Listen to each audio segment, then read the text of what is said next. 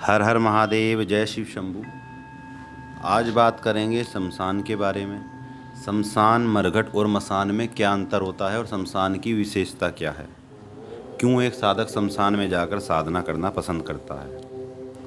शमशान साधना हमेशा से ही साधक और अच्छे सिद्धि प्राप्त करने वाले लोग जो हैं वह शमशान को अपनी एक पसंदीदा जगह मानते हैं। शमशान की ऊर्जा में सिद्धियां जल्दी प्राप्त होती हैं, इसलिए सभी शमशान में जाकर साधना करना पसंद करते हैं। आज के समय में बहुत सारे शमशान में जाकर साधना करना जो है वह प्रतिबंधित हो चुका है और बहुत सारे साधक शमशान साधना नहीं कर पा रहे हैं। शमशान की विशेषता क्या है। कोई भी साधना जब कोई साधक करता है तो एक मंत्र जाप करता है और एक संख्या निर्धारित मंत्र जाप करता है। इस मंत्र जाप के पीछे साधक अपना ऊर्जा या कहें अपनी प्राण ऊर्जा को लगाता है। प्राण ऊर्जा गाड़ी में ईंधन के बराबर होता है। बिना ईंधन गाड़ी नहीं चल सकती। बिना ऊर्जा मंत्र द्वारा हम शक्ति या ईश्वर तक नहीं पहुंच सकते। हर एक व्यक्ति के अंदर प्राण ऊर्जा और प्राण तत्व रहता है। मृत्यु के बाद प्राण ऊर्जा हमारे शरीर को छोड़ देता है और जिस शमशान में हमें जलाया जाता है वह वहीं पर कुछ समय के लिए घूमता रहता है और वहाँ पर अलग अलग लोगों के प्राण ऊर्जा भी वहीं पर होते हैं, जिस कारण शमशान एक ऐसा स्थान है जहाँ पर सर्वाधिक मात्रा में प्राण ऊर्जा का मिलना संभव होता है। जब कोई साधक शमशान में साधना करता है तो उसके अपने प्राण ऊर्जा के अतिरिक्त स्थान में मौजूद प्राण ऊर्जा से मेल खाकर जब मंत्र शक्ति द्वारा ईश्वर तक पहुँचने की कोशिश की जाती है तो उसमें सफलता जल्दी मिलती है। आप इसे ऐसे समझ सकते हैं कि किसी गाड़ी में अगर 2 इंजन लगा दिए जाएं तो वह दुगने रफ्तार से चलती है या फिर वह कम समय में हमें किसी स्थान में पहुंचा सकती है। शमशान एक ऐसा स्थान है जहां पर 5 तत्वों का एक साथ एक ही स्थान पर होना उस जगह को बहुत ज़्यादा ऊर्जावान और जागृत बना देता है। ऐसे तो आम लोगों के लिए हर एक जगह जहाँ पर अंतिम संस्कार किया जा रहा हो वह शमशान है, लेकिन एक साधक के लिए अलग अलग शमशान की अलग अलग महत्वता होती है और सब शमशान एक समान आपको साधना में फल नहीं देंगे। इसीलिए आपको जानना आवश्यक है कि किस शमशान का चुनाव आपको करना चाहिए और किस प्रकार की शक्तियाँ वहाँ पर मौजूद होती हैं, ताकि आप शमशान का बेहतर चुनाव करके अपनी साधना कर सकें। सबसे पहले बात करते हैं मसान, जिसको छोटा शमशान भी बोलते हैं। जो छोटे बच्चे होते हैं जिनका अकाल मृत्यु हो जाती है उनको जलाया नहीं जाता, किसी एक स्थान पर छोटे से जगह पर उनको दफना दिया जाता है। उन स्थानों को मसान के नाम से जाना जाता है। अकाल मृत्यु होने के कारण इन्होंने अपनी ज़िंदगी पूरी तरीके से नहीं जी पाई होती है और यह एक उग्र आत्मा बन जाते हैं। यह बहुत ही शरारती होते हैं और किसी भी कार्य को जल्दी संपन्न करने में महारत रखते हैं। यह बहुत दूरी का काम नहीं करते। छोटे कम दूरी तक इनका प्रयोग करके इनसे काम लिया जा सकता है। इस प्रकार की प्रेत सिद्धि के लिए अगर साधक मसान में जाकर मसान से संबंधित साधना करता है तो उसे मसान की सिद्धि जल्दी प्राप्त हो जाती है। मसान की शक्ति होती है मसान चंडी या मसान काली। साधक को चाहिए मसान साधना करने से पहले इनमें से एक का या दोनों का मंत्र सिद्ध कर ले, ताकि मसान इनके ऊपर हावी ना हो सके। अब बात करते हैं मरघट की। कभी कभी पक्के शमशान ना होने के कारण लोग किसी एक स्थान में अंतिम संस्कार क्रिया संपन्न करते हैं, कभी बहते हुए नदी के सामने और कभी खेतों में। इस प्रकार से अस्थायी रूप से क्रिया करते हुए देखा जाता है, इसे हम मरघट कहेंगे। और यह एक अस्थायी शमशान होता है। इसमें किसी शमशान से संबंधित शक्तियों का या देवताओं का मंदिर नहीं होता, किसी को पूजा नहीं जाता। इन स्थानों में निरंतर अंतिम संस्कार नहीं होता है, इसलिए मरघट में साधना इतनी शक्तिशाली नहीं हो पाती है शमशान की तुलना में। व्यक्ति निचले स्तर की प्रेत, पिशाच, भूत, वेताल, राक्षस इन सब की सिद्धि साधना मरघट में कर सकते हैं। मरघट में किए जाने वाले साधना इन सब की सिद्धि बहुत जल्दी दिलाता है। मरघट में कोई भी स्थायी रूप से शक्ति का निवास नहीं रहता है, फिर भी साधक को चाहिए कि वह मरघट में किसी एक स्थान पर ही साधना करे और जिस भी स्थान पर वह साधना करता है तो वहाँ पर एक त्रिशूल गाड़ ले और उसमें एक लाल रंग का कपड़ा बांध दे, जिससे शक्तियों का वह साधना जिस भी शक्ति की वह साधना कर रहा है वह शक्तियाँ उस त्रिशूल तक केंद्रित रहेंगी और साधक के ना होने पर उस स्थान को छोड़कर नहीं जाएंगी। भविष्य में साधक अगर फिर से मरघट में जाकर साधना करना चाहता है तो उस त्रिशूल के सामने धूप दीप जलाकर उन शक्तियों का हवन कर सकता है जिनकी साधना उसने कभी मरघट में की होगी। मरघट की शक्ति होती है मरघट चंडी या मरघट काली। साधक को चाहिए मरघट साधना करने से पहले इनमें से एक या दोनों का मंत्र सिद्ध कर ले, ताकि मरघट में निवास करने वाली अतृप्त शक्तियाँ साधक को नुकसान ना पहुँचाएं।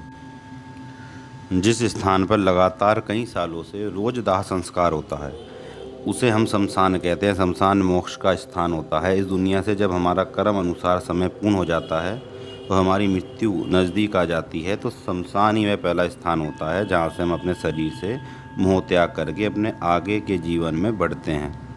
शमशान में साधना करना, मंत्र जाप करना हमेशा ही साधक को अपने जीवन के कष्टों से मुक्ति दिलाता है, असाध्य रोग से मुक्ति दिलाता है। साधक चाहे तो दूसरे व्यक्ति के लिए भी बैठकर शमशान में मंत्र जाप कर सकता है। इससे दूसरों को जल्दी रोगों से निजात मिलता है। अगर वह बहुत ज़्यादा गंभीर बीमारी में है, या तो उन्हें मृत्यु आकर मोक्ष मिलती है या फिर वह ठीक हो जाते हैं। शमशान साधना को एक सकारात्मक साधनों के क्रम में लेना चाहिए। शमशान नकारात्मक प्रयोग करने के लिए नहीं होते हैं। शमशान से नकारात्मक शक्तियाँ प्राप्त करके व्यक्ति अगर दूसरों का बुरा करता है तो एक दिन वही नकारात्मक शक्तियाँ मृत्यु होने के बाद साधक को स्वयं का काम करवाती हैं।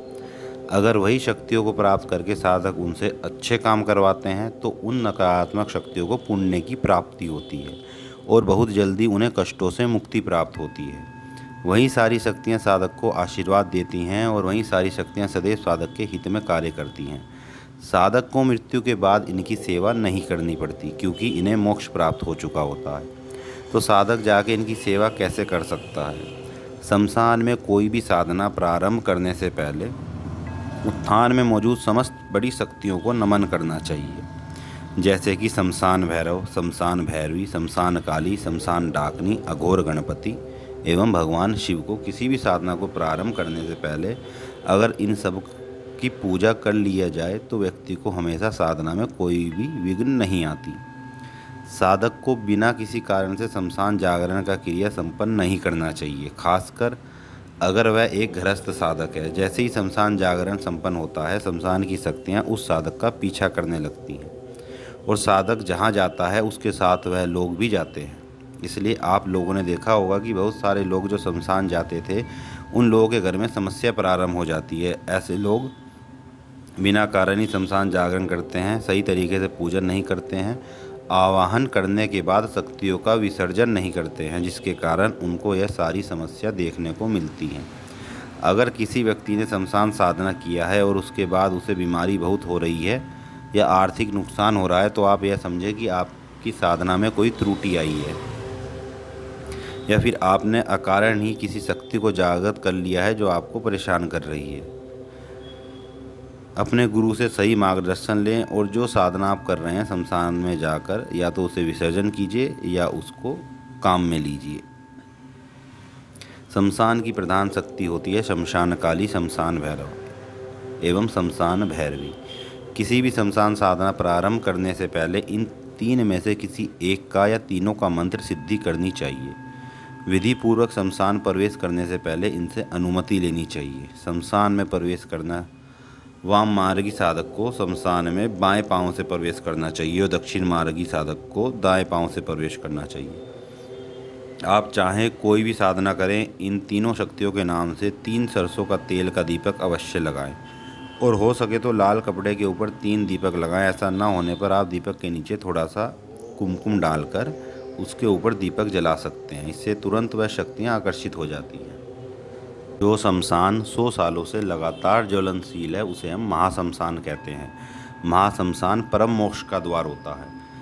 ऐसा कहा जाता है कि जो देवता जिनको श्राप लग चुका होता है वह स्वर्ग से आकर महाशमशान में रुद्र देवता की साधना करते हैं। जो व्यक्ति वहाँ शमशान में साधना करता है महाकाल एवं महाकाली के अति प्रिय हो जाते हैं। यह दोनों शक्ति ही महाशमशान की प्रधान शक्ति हैं, महाकाल और महाकाली। महाशमशान में प्रवेश करने से पहले और उसको छोड़ने से पहले इन दोनों को अवश्य स्मरण करना चाहिए।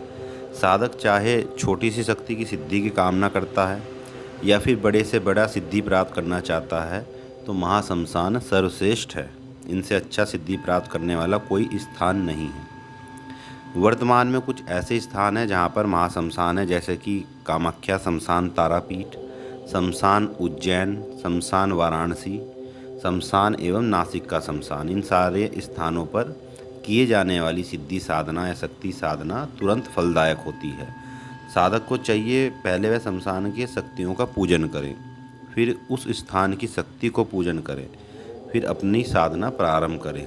शक्तियाँ सब कुछ देखती हैं, इसलिए शमशान में घमंड और अहंकार ना करें। सबके साथ मिलकर अपनी क्रिया को संपन्न करें। अगर उस शमशान में कोई बड़े सिद्ध साधक आपको दिखाई दें तो उनसे साधना की अनुमति लें, उनका आशीर्वाद प्राप्त करें। जिस स्थान पर आप साधना करने की सोच रहे हैं वहाँ पर एक त्रिशूल गाड़ दें, और जब तक आपकी साधना संपन्न ना हो उस त्रिशूल के सामने साधना से प्रारंभ करने से पहले एक दीपक अवश्य लगाएं। त्रिशूल गाड़ देने के बाद उस त्रिशूल पर अब तक आपने जितनी भी शक्तियों का या देवताओं का साधना किया था उनका आवाहन करें। अपनी साधना प्रारंभ होने के बाद उस त्रिशूल को उठाएं और सदैव के लिए अपने साथ रखें। आपने महाशमशान में जो भी साधना किया है और उस शमशान की जितनी भी शक्ति आपको प्राप्त हुई है वह सारी शक्ति उस त्रिशूल में आ जाती है। भविष्य में उस त्रिशूल द्वारा स्पर्श किए जाने पर अनेकों कार्य आप कर सकते हैं, जैसे किसी के ऊपर नकारात्मक शक्तियों का नाश कर देना, तंत्र का नाश कर देना। महाशमशान की प्रधान शक्ति महाकाली एवं महाकाल होते हैं। इन दोनों की मंत्र सिद्धि करने के बाद ही व्यक्ति वहाँ शमशान में अपना साधना करे। तो ये थी कुछ जानकारी शमशान के बारे में। ऐसे ही नई जानकारियाँ प्राप्त करने के लिए चैनल को सब्सक्राइब करें, वीडियो को लाइक करें। हर हर महादेव, जय शिव शंभू।